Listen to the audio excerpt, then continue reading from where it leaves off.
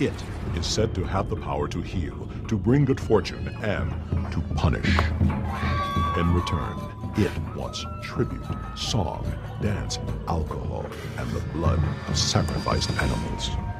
You don't dare offer a dirty animal to a spirit. A spirit can make its presence known in the most shocking ways. The person who's being possessed temporarily loses control of their body. In Haiti, the spirits are said to have given slaves an impossible victory. And in New Orleans, given one woman power to rule the entire city.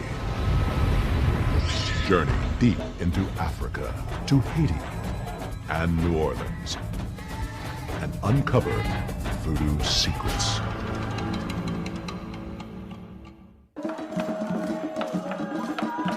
"60 million people around the world believe in voodoo. For them, it is an established religion that may even predate Christianity. Its rituals include animal sacrifice and spirit possession. To those on the outside, voodoo is filled with dark secrets and mystery. It's said to have mysterious powers to bring good fortune, to heal, and punish enemies. But those who practice voodoo say voodoo is the most misunderstood religion in the world. A lot of Americans believe that voodoo is either a collection of magic or an evil satanic practice, and really it's not either one of those things, it's a religion. But how did an ancient religion become associated with evil and curses? Voodoo practitioners blame popular books and Hollywood movies for demonizing their religion. White zombie. One book or one movie can actually spread the word of misconceptions to the general public because the general public is not aware of what the religion actually is. On the surface, voodoo imagery invokes black magic and darkness to outside eyes. But the item most identified with voodoo, voodoo dolls, is not part of the religious practice. Some people have this idea that that's what we do. We sit around all day sticking pins into dolls that represent our enemies. It has nothing to do with reality. Voodoo is a religion with a dramatic history of West African origins, triumphing over the evil of slavery in Haiti, and giving one American city a unique culture and flavor.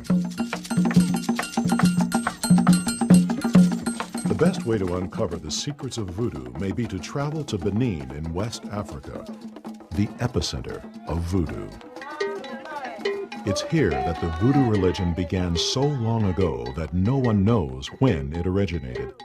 They can only be sure that it's ancient. Voodoo is as old as the creation of a country, our people here. It's as old as human beings on this earth. The tiny West African nation of Benin offers a rare opportunity to see voodoo as it's been practiced for centuries. In the Benin tribal language of Fan, the word voodoo means one thing: spirit. And serving spirits is what voodoo is all about. Voodoo followers worship a supreme God whom they believe created the universe. They believe this God is too almighty to directly intervene in their daily lives. Between the supreme God and mankind are countless voodoo spirits, each with their own domain of influence. There are spirits of wisdom, war, fertility, death, even a spirit of the sea. The isolated Benin village of Veji has a population of 3,000. The village serves a voodoo spirit called Sakpata. In African voodoo, Sakpata is the earth spirit who can protect against disease, provide bountiful crops, and contribute to the general well-being of the community. Sakpata make good things for everybody. It is why when you come and you have problems and you go to see Sakpata, you will get benefit, you will get solution for your problems. But for Sakpata to provide for the village must honor and serve the spirit. The village believes one way to honor the spirit is through animal sacrifice. In Voodoo, honoring a spirit can bring good fortune. Ignoring the spirit brings bad fortune. The village will honor Sakpata by holding a Voodoo ceremony. They will ask Sakpata to bless the village and provide food and protection. The festivity begins with singing the villagers hope will call the spirit Sakpata down to them. It's not the same drum rhythm for every spirit, and it's not the same song for every spirit. Every spirit has its song, has its dance. This cave is the village's shrine to the spirit Sakpata. Inside, a voodoo priest offers the spirit water to determine if it will grant permission for the ceremony. The spirit accepts. Offerings are one way voodoo practitioners believe they can honor the spirits. For the spirit Sakpata, common offerings include water, alcohol, and palm oil. But what the spirit wants most is blood. This ceremony will offer Sakpata the rare sacrifice of a young bull. I know that some people are repelled by the idea of animal sacrifice. We kill animals the same way that we would kill them normally, to just butcher them for ordinary consumption. We don't torture the animal. We're not morbid. We're not bloodthirsty about it. When we kill the animal, the blood is for the spirit and the meat is for the congregation. In Voodoo, the purpose of animal sacrifice is to give the spirit the power and nourishment to do good things for believers. Blood is very important in Voodoo because blood is actually what you feed the shrine to help the communication. It's the best food you can feed your spirit.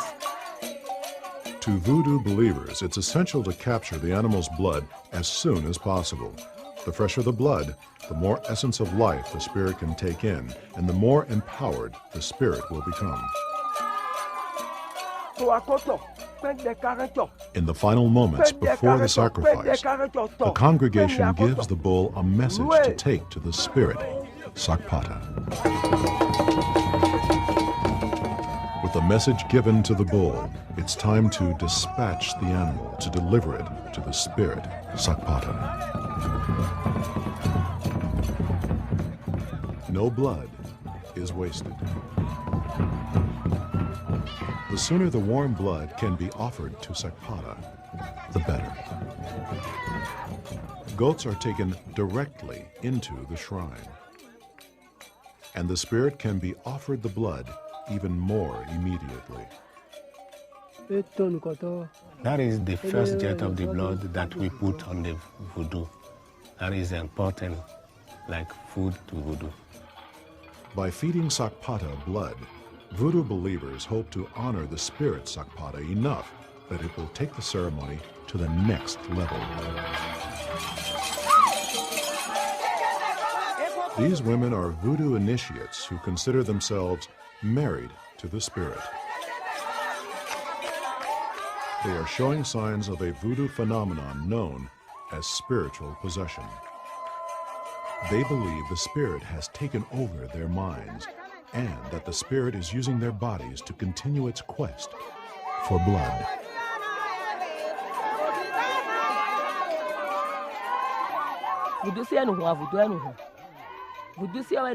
We are not tasting the blood. It's the Voodoo spirit. The blood is for the spirit. That's why when we are having a ceremony, it's our husband who is tasting the blood, not us. Those who experience Voodoo possession, whether in Africa, Haiti, or America, say they have no memory of the experience. It's as though I fall asleep. Two consciousnesses cannot occupy the same head at the same time. I don't remember anything. I become unconscious until it leaves again. As frightening as it may seem, Voodoo possession is considered the highest honor a spirit can pay a believer. Possession is not demonic, it's not satanic. Possession is natural and highly desirable in the context of a voodoo ceremony. In our society, we go to church to worship the spirit or worship God. In Voodoo, you go to the temple to become God. It's a very major difference. Later in the same ceremony, the spiritual possession continues. This time, the spirits dance through the humans they possess.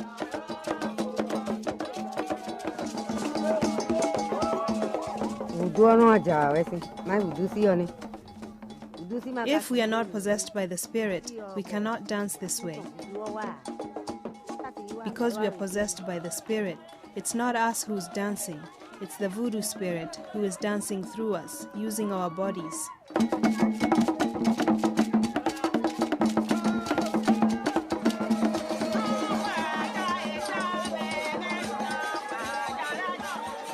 The voodoo ceremony concludes with a feast.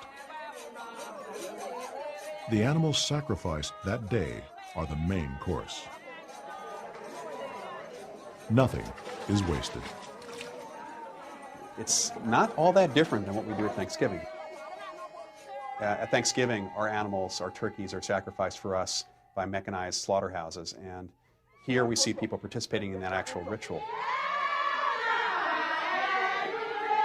And one has to wonder, when they're actually valuing the life of that animal as they do the ritual, whether we're more civilized or they're more civilized about it. Through the voodoo sacrifice of animals and the possession by the spirit of Sakpata, the village believes Sakpata feels honored enough to protect and provide for them. Next, believers tap into voodoo's dark side, getting spirits drunk. West Africa is home to some of the most unusual voodoo rituals in the world. But a ritual that takes place in the remote Benin village of Savalo may seem especially bizarre to outsiders. This is where voodoo believers try to get a spirit drunk, hoping the spirit will grant their requests. If requests are fulfilled, they pay the spirit back in blood. In voodoo religion, there is a contract that's entered into with spirits. If you don't go back and offer up the blood, you're actually not fulfilling the contract to its final terms. This tree trunk is a sacred shrine to the voodoo spirit Don Koli, the spirit of the forest. The tools for making a request of Don Koli are wooden stakes and palm oil. This man makes a request of Don Koli. His request is represented by the wooden stake. By pounding the stake deep into the spirit's shrine, he hopes the spirit will receive the request. As an incentive to the spirit, the man makes an offering of red palm oil.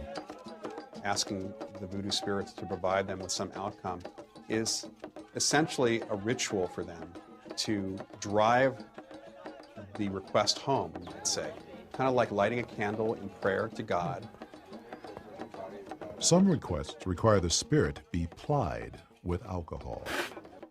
I will take alcohol, spread on the Koli to make him more powerful, to make him drunker against my enemies who will think bad things against me. If Don Koli grants the request, the believer promises to return with a reward. If the enemies are hurt after the request, or if you get a solution for your problems after the request, you must be back to thank the Koli. Don Koli is typically rewarded with the blood of a sacrificed animal. Although some ask Don Koli to punish their enemies, others ask for healing. I have one of my sons who was very sick. We went everywhere, traditional medicine and modern. But No satisfaction. But when I came here, my son is cured from that sickness. Today, the man has come to reward the spirit with the blood of a goat. When you get satisfaction, after 6 months or 1 year, you come and you sacrifice the animal for Dakoli. First, the man gives the goat a message to take to the spirit. Then, the spirit gets its blood. If you do not finish the contract, it's very possible that the belief system says that there's going to be retribution, which will be to take away the event that actually happened, to reverse what was done for you. With the sacrifice, the man's contract with the spirit Dankoli is now fulfilled. Vous immolez la bête et après, vous enlevez le pied que vous jetez. When you make sacrifice, you take off the stick and you throw it away. So that means you don't have anything again to give to Dankoli, and Dankoli don't have nothing to do again with you, and you are satisfied. As with all sacrifices, the animal is cooked and eaten, with no part of the goat going to waste.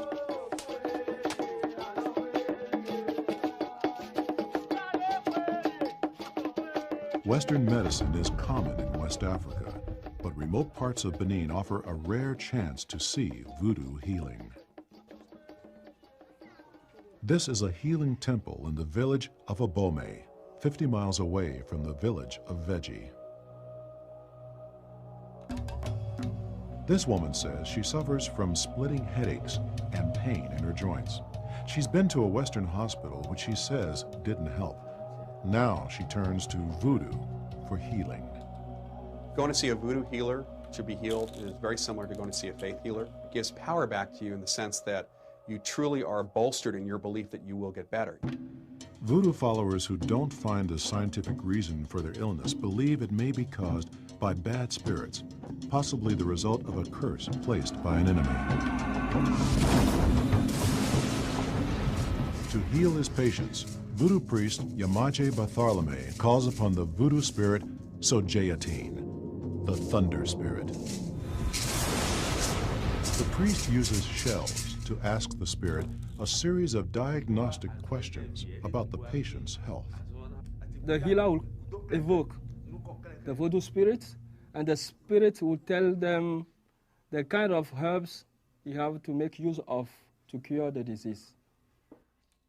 The use of cowrie shells in diagnostics here is not much different than the use of bones, tarot cards, dice, to read the future, to find out what's going on. It's a method of divination. The healer uses a sacred rattle called an asan to direct the spirit toward the woman. Alcohol is used to embolden the spirit and reward its cooperation in the healing. Once the priest believes the spirit has given him a diagnosis, he sends his assistant and the patient out for the cure. Instead of aspirin or cold medicines, voodoo pharmacies stock much more exotic items, including animal skulls, turtle shells, and dried reptiles. The healer sends his patient out to buy an animal skull because she suffers from a headache, and the pain needs a place to go, another skull. But the trip to the market itself may have its own healing power. Sending this woman to the market to actually buy the items, the skull and the herbs, really gives her an active role in her own healing process. The ingredients alone are not enough to heal the woman. They must first be activated by the voodoo spirit. So you cannot go and buy some skulls, some chameleon, and put them together as you can buy aspirin or Western medicine, put them together, give it to the patient. No. You need to know the words, incantation words. The voodoo priest uses the blessed animal skull to remove the sickness from the woman. By using the skull, you're doing a bit of sympathetic magic to draw out the head pain into the head of an animal. It's really transfer of energy.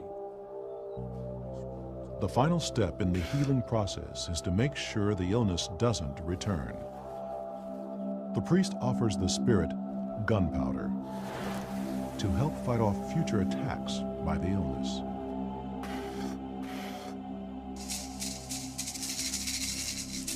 According to the shells, the priest judges the treatment a success. The mind can convince the body that it is healed or is going to be healed, and it will somehow start processes happening in the body to speed up the healing process. Just as many believe voodoo has the power to heal, some believe voodoo can be used to hurt or even to kill. Next, in Haiti, a voodoo curse is believed to be responsible for killing 200 people. Haiti. 90% of the Caribbean nation practices voodoo. On September 11, 1997, a brand new Haitian ferry sank just 50 yards from shore. 200 people died. Investigators determined the boat was overcrowded and its escape doors were locked. People on board gathered on one side of the vessel, causing it to capsize. But angry crowds were certain a rival ferry owner placed a curse on the sunken ferry. In Haiti, nothing happens by chance or by luck. The notion of luck just doesn't exist. Things occur because there is a cause, there is a reason. And usually the cause is witchcraft or sorcery.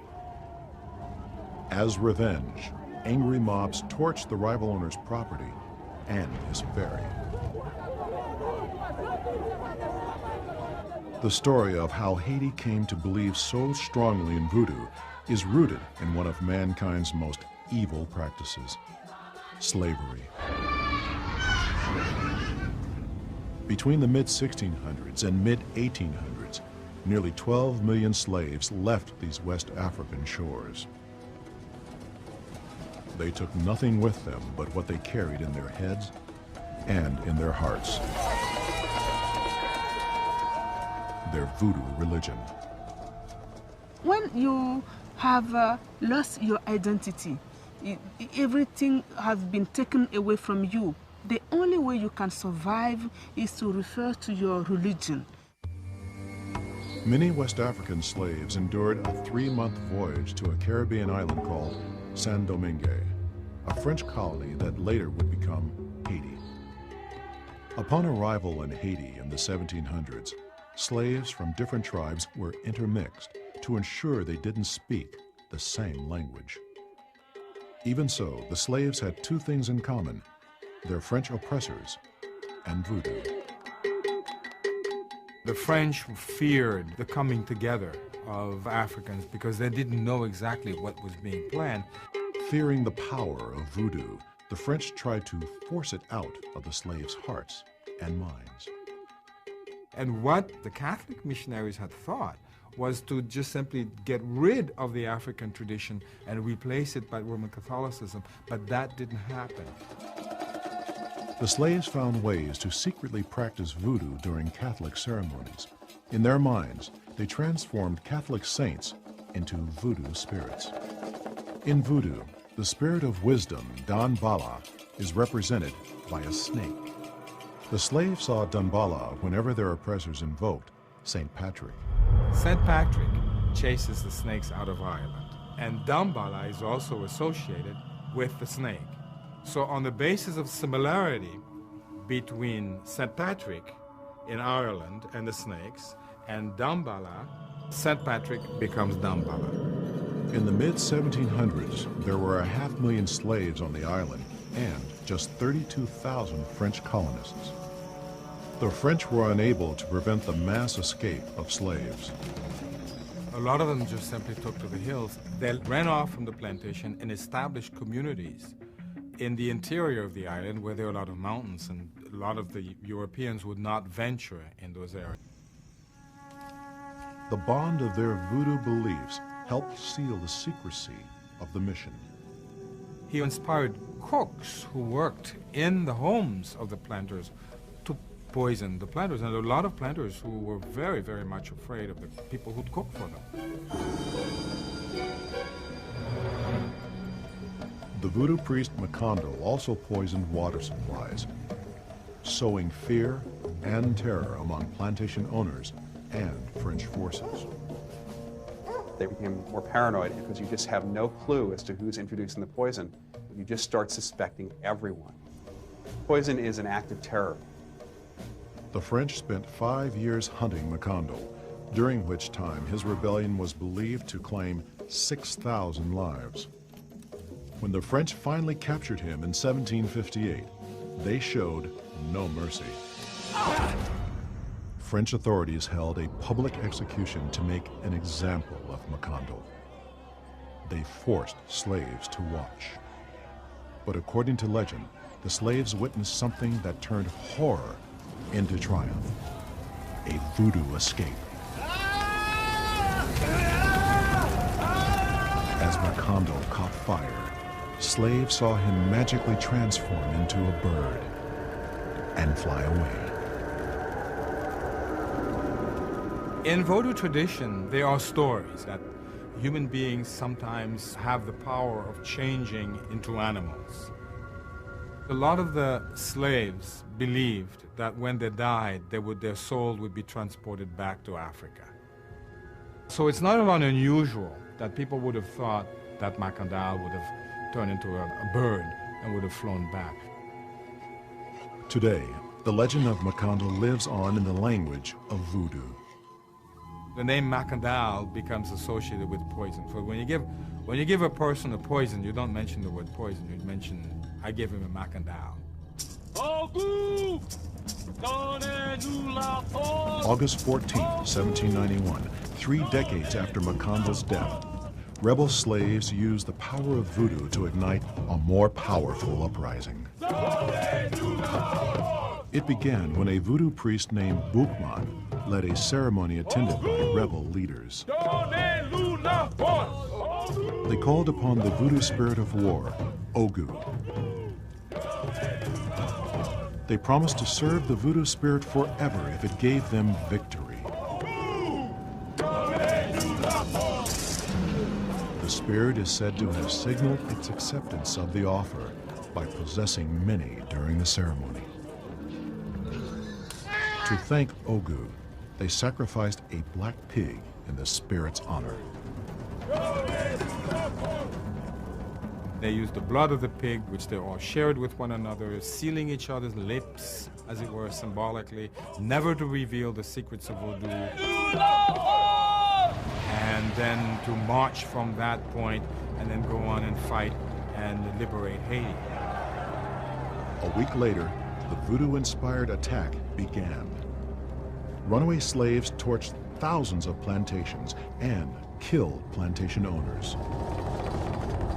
The rebels used captured guns and farming tools like machetes to take on the French army. The French were better armed, but unaware of what they were truly up against. They say in Haiti that Napoleon had to lose because he was fighting voodoo spirits and not men. The battles raged on and off for over a decade. 50,000 French troops perished in the final years of the struggle. Then, on January 1st, 1804, after a succession of leaders, the rebel forces won and expelled the French from Haiti. They fought the very best army that the world had, which is Napoleon's army, and they won. I mean, that's the fact. The war that began with a voodoo ceremony and defeated Napoleon's army was the first and only successful slave rebellion in world history. Next, voodoo leaves Haiti for New Orleans, where a notorious voodoo queen uses voodoo to free a man from prison. New Orleans, the Big Easy, home to the Mardi Gras parade. It's the voodoo capital of America, with an estimated 15% of the population practicing the religion. Louisiana was once a French territory, and voodoo arrived in force here in the late 1700s, when French plantation owners fleeing Haiti brought their Haitian slaves with them. Today, tourists in New Orleans buy voodoo dolls from shops in the French Quarter. But there's a secret side to New Orleans voodoo that most people never see. Some rituals are practiced far from the tourists' eyes. One place where locals and tourists both visit, however, is St. Louis Cemetery.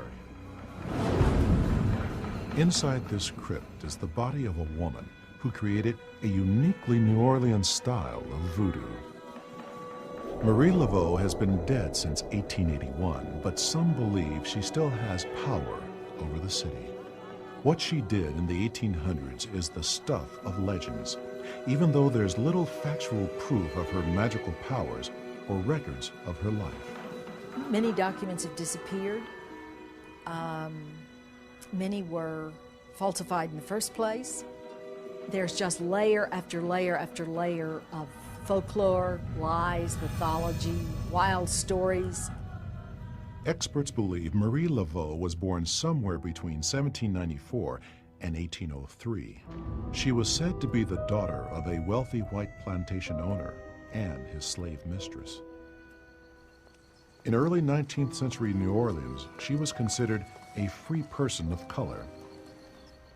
She developed a relationship with the head of the New Orleans Catholic Church. The pastor of St. Louis Cathedral was a man named Père Antoine. He works with the prisoners, the lowest of the low. He works to free slaves. And his chief companion in this work was Marie Laveau.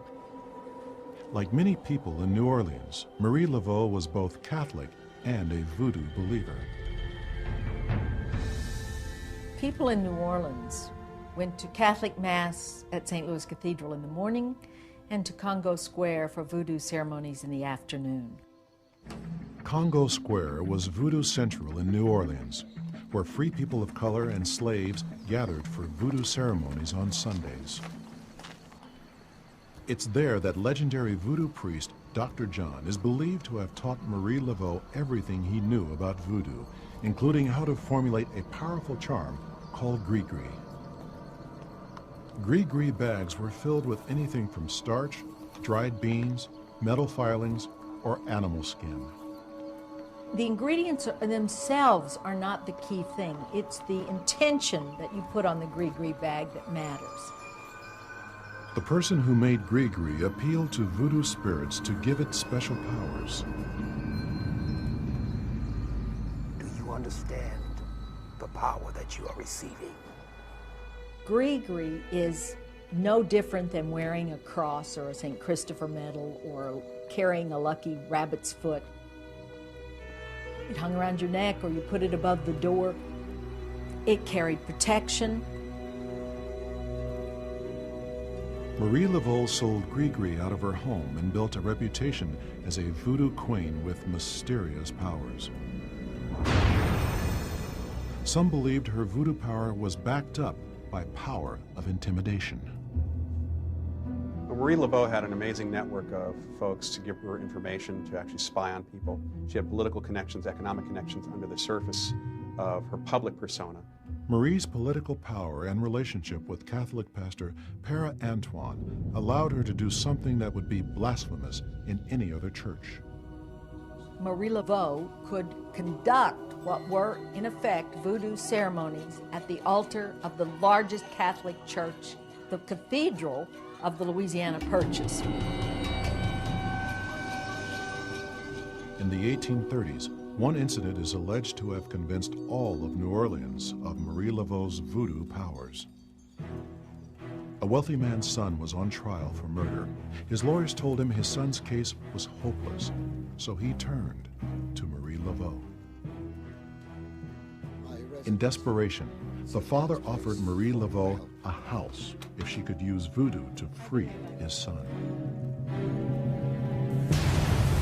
To accomplish this feat, she spent weeks praying at St. Louis Church, undergoing a form of self-torture for the cause. She placed 3 excruciatingly hot guinea peppers in her mouth and held them there for hours. Guinea is a name for Africa in many voodoo circles. The spirits, like the spirits of voodoo, always take pity on great suffering. And so when she offered to suffer on behalf of her intention, they heard her. On the morning of the trial, Marie Laveau snuck into court. She put the peppers that had been in her mouth under the judge's chair. Some believe the spiritual energy of the voodoo-infused peppers caused the judge to set the man free. Legend has it the freedman's father rewarded Marie Laveau with a house on St. Anne's Street. Now, that's the spiritual explanation for what happened in this story. The political explanation is that she knew the judge. Regardless of how she freed the man, most of New Orleans now believed Marie Laveau could use voodoo to sway the city's justice system. In July 1850, an incident occurred that only strengthened the city's belief in Marie Laveau's voodoo powers. She was a staunch opponent of public executions that were common during her day. These were public hangings, and they were very dramatic, and they were treated like Mardi Gras parades, and so thousands of people came. Jean Adams and Anthony DeLille were sentenced to hang for the murder of a black slave girl. They had been incarcerated in parish prison. Marie Laveau had spent the night with the two condemned men, praying for them, and she promised them that she would spare them from the public humiliation of hanging.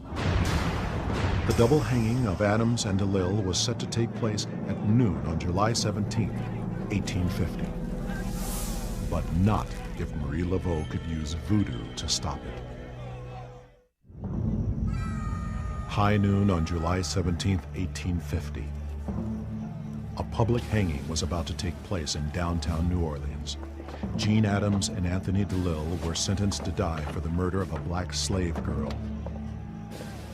So that morning, just before noon, it was a beautiful sunny day. The sky was deep blue. Crowds were gathered. There were thousands of people, according to the newspapers. Many in the crowd noticed Marie Laveau's arrival. She was known as the Voodoo Queen of New Orleans. She was also a staunch opponent of public executions. Moments before the men were scheduled to hang, the sky mysteriously turned black. It started to rain. It started to pour, just like solid water out of the heavens.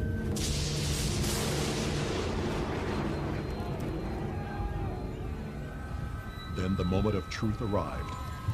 Proceed. With the opening of the trap door. Complete shock. People gasped, and this tremor ran through the crowd because the men had fallen to the ground below. Their ropes were gone.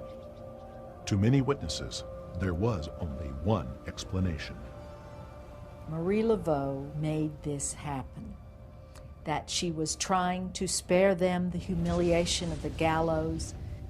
With a belief system like voodoo, it's very simple when a powerful figure like Marie Laveau is involved to make the connection between a sudden shift in weather and the guys falling out of the nooses. That becomes more explainable by voodoo than it is by coincidence. The men were later hanged again, but the unexplainable event achieved Marie Laveau's aim. The public was outraged by the cruelty the men endured during the botched hanging. As a result, Louisiana became the first American state to ban public executions. It is one of the most powerful witnesses to voodoo that we have, because there were so many witnesses to these events, and because the state did pass this law. Marie Laveau died in 1881 at the approximate age of 87. Even so, many believe she still has voodoo power over the city, the ability to help those who make offerings and punish those who dishonor her. Like author Robert Tallant, in the 1940s and 50s, Tallant published books about Marie Laveau. Voodoo practitioners blame his books for creating false perceptions of voodoo as evil and violent. His best-selling 1947 book, Voodoo in New Orleans, was sold as non-fiction, but many believed it was full of lurid distortions and half-truths. Talent described reports of Marie Laveau conducting orgies and sacrificing human babies as voodoo rituals. She was an evil woman, her. She killed babies that were not wanted by their mothers. She used to hang their bodies up in her chimney like hams and smoke them. Oh, she killed lots of children. They say her armoire was filled with skeletons. On April 1st, 1957, 10 years after his book, Voodoo in New Orleans, was published, Talent met a mysterious demise. Robert Talent was in his kitchen. He reached up in his cabinet. He pulled a clear glass down from the kitchen cabinet. He held it under the tap, filled it with tap water, drank 3 sips, and dropped dead on the floor. New Orleans water doesn't usually kill that quickly. To many in New Orleans, the cause of Talent's premature death at the age of 47 was obvious. Spiritual payback for disrespecting voodoo and the spirit of Marie Laveau. Today, most people in New Orleans try to keep on Marie Laveau's good side. Hundreds of people make offerings at her crypt every day. She's become a kind of saint and voodoo spirit to dedicated practitioners. She's a respected ancestor, and people continue to offer her food and remember her name and ask her to help them. They serve her and she serves them. Although voodoo permeates all of New Orleans folklore, it continues to be a serious religion for many, attracting new believers.